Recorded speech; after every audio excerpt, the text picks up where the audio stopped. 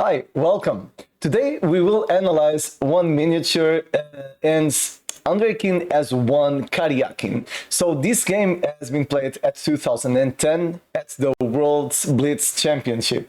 So Andreikin has made one brilliant game, started with the English. So let's jump to our video.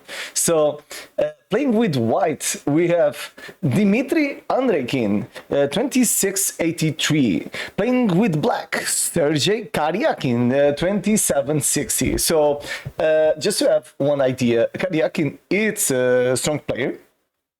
Right now, he isn't competing for political reasons, but this guy is very strong, and he already played with Carlsen to decide who would be the next world champion. Of course, Carlsen has won, but he plays a lot. So here, Andreikin has started with C4. So this is the English, and this game has just 10 moves, so it's quite violent. So here, when black plays e5, this is the reversed Sicilian, I think, and against the English, one of the most aggressive approaches when we play against the English. So here, white continued with knight c3, and after knight c6, here white will continue with knight f3. Here, the idea is that normally black doesn't want to advance the pawn because we just take simply. And about another ideas, well, it's possible to play knight f6, even bishop b4, but here Karjakin has played g6, and against g6 we have a very interesting approach where white will attack with everything he has. So first he will play d4, and after that it's possible to play bishop g7, but it's more complicated, it's complex, because if you play bishop g7, I can advance the pawn, even I can take, but in my opinion, to advance it's interesting, because after knight d4, h4 and white has attacking potential. So for this reason, probably Karjakin has taken, and yes, it's completely playable. And here, the most aggressive continuation, it's incredible, and Dmitry Andreikin will do two consecutive brilliant moves. We will see next, but before that we need to talk. Almost 87% of the viewers isn't subscribed. Why don't you like me? I'm a great person and I want to help you. So if you want to help me and help the channel to grow, it's quite simple, it's free, and you just need to click on the red button on the corner, you know?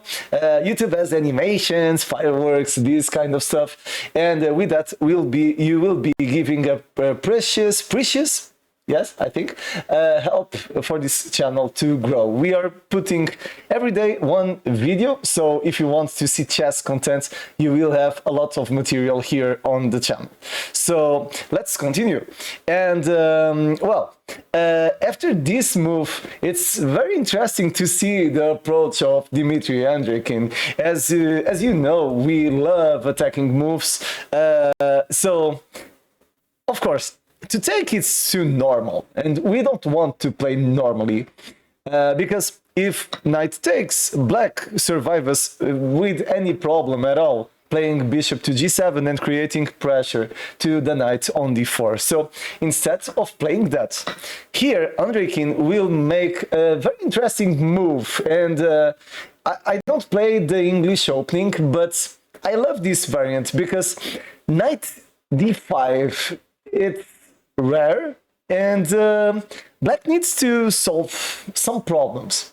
So here Andreikin has made the best move according to the computers, so bishop g7, but after bishop g5, this isn't easy to solve if you don't know this variant. So the thing is that this move is threatening several things. So let's see.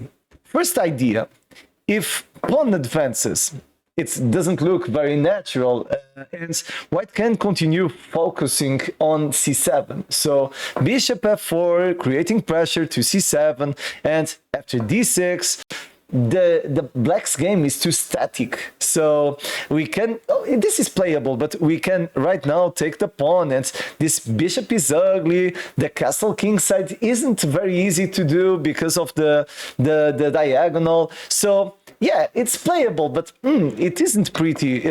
And yeah, for a guy with 2760, yeah, normally they don't like to play this kind of stuff. I have 2000 and I don't like, so yeah. So the first idea could be that. Second idea, knight to f6.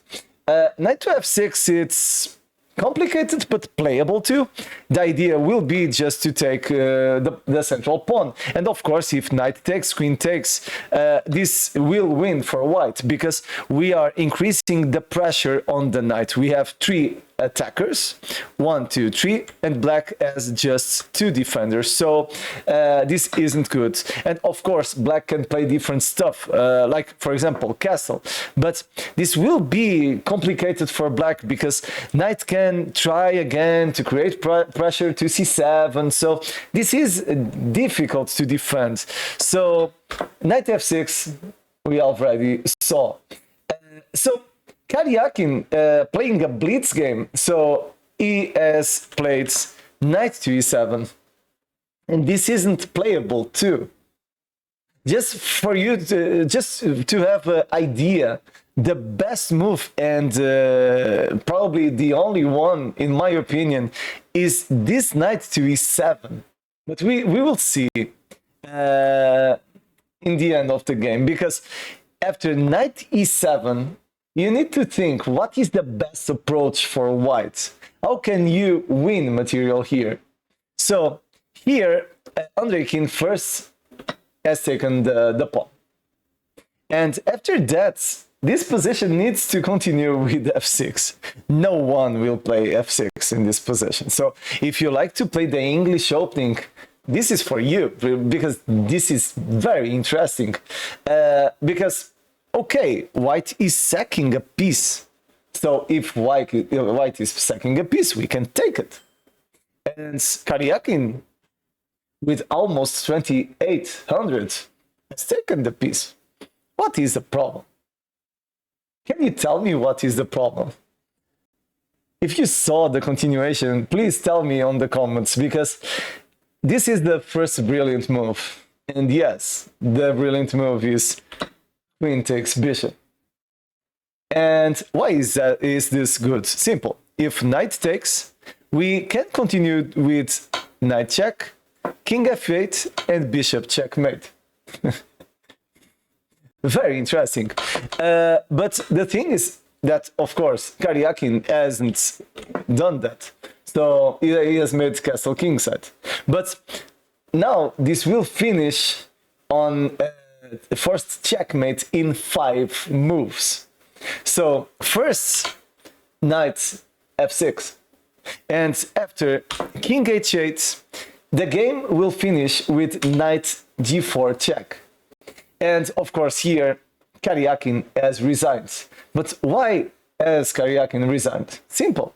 Because right now f6 would be mandatory, and after, for example, bishop takes, king here will finish on a checkmate again, because the knight is controlling this square and the bishop the diagonal.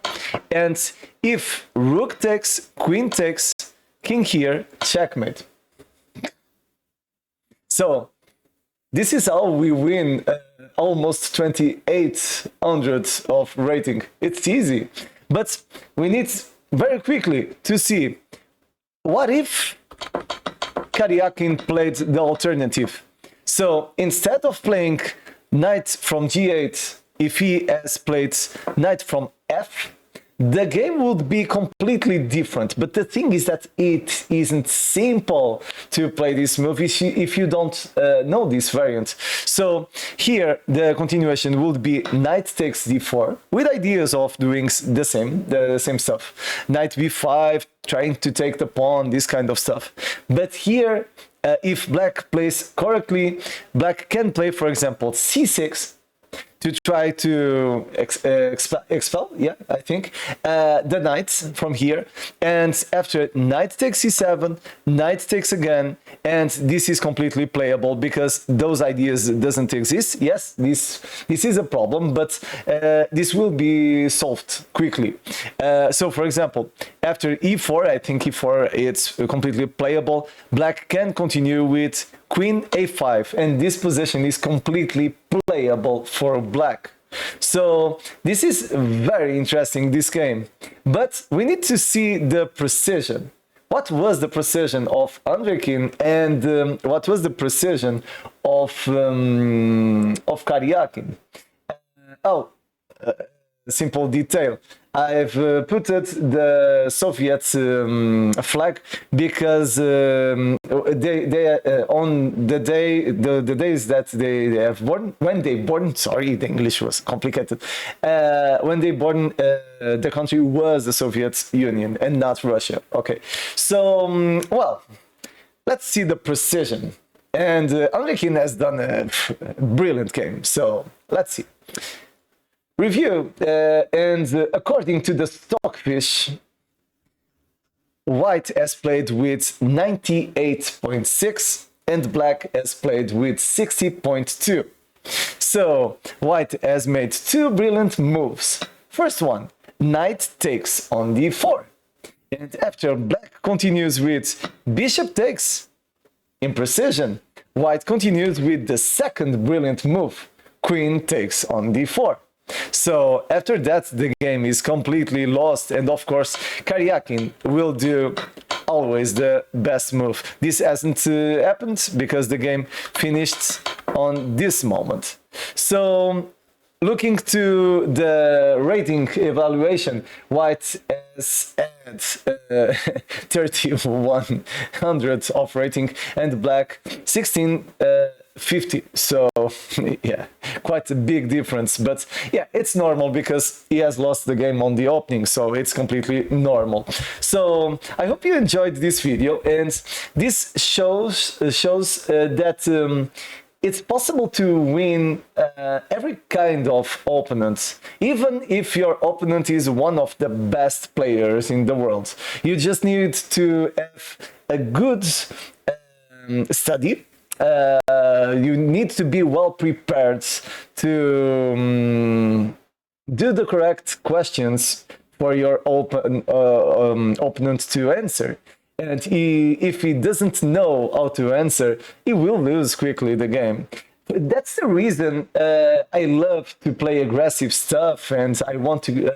I like to create problems to my opponent, because most of the times everyone study with the computers and they think, oh, okay, the computer doesn't said that, so this is a mistake, or this move is better than the other. But no, this isn't the correct way of thinking, because you have life isn't white and black. You have gray tones between white and black. So if you play on the gray tones, probably you will do some damages on your games. You will win some and you will lose at others, but this is a sport like the others, and if you won everything, the game wouldn't be enjoyable. That's the reason we love to play chess. So again, thanks a lot if you're still seeing the video. I do content just for you every day, and don't forget, if you aren't subscribed, don't forget to subscribe, and if you're enjoying, click the the like button, because it will be a very big help. Tomorrow at the same hour, we will be here to talk a little more about chess. Any suggestions? please tell me at the comments if you already knew this game or if you haven't seen the game. Tell me something, because this is a very, very interesting game to analyze. Bye bye till tomorrow.